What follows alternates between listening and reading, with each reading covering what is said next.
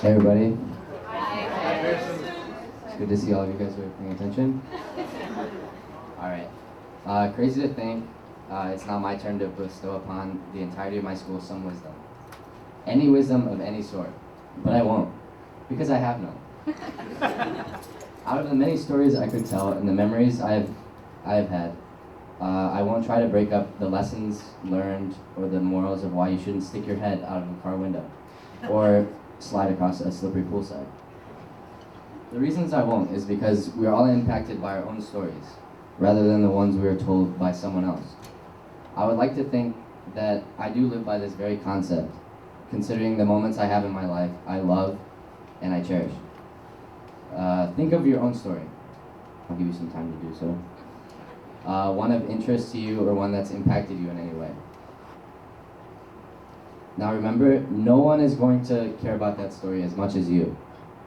Wow, isn't that a surprise? No one else cares what happened during your basketball or baseball game. That was directed to the baseball team. But I do want all of you to hold these moments close to you. Whether you have a laugh with a family or friend, or you have lost a loved one, these very moments help us become the people we are today. With that out of the way, I would like to tell you a story that sticks with me to this day. I was around 10 years old, and I had just gotten back from Iceland trip with my family, and was invited to my grandfather's birthday party. Considering about half of the kids did not speak English very well, I was ready to tell them about where I just was. They stared at me blankly as I explained to them where I went, not knowing where or what Iceland was. And so now it's time for me to practice my amazing Spanish. So I replied, mucho frío, pero agua caliente, which means it's cold, but the water's also very warm. They looked at my confident self and started laughing. Of course, I learned nothing from this story. I hope you enjoyed it at least. But a story doesn't need to tell you anything to be a story you keep close to you. On a real note, I truly enjoyed every moment I was able to spend with all of you here at EA. Some of my own favorite stories have included family and friends who I will remember to my entire life. Our community will always be strong long after the class of 2020 graduates. I've loved spending time with every senior we have, and we've all stuck together since the beginning.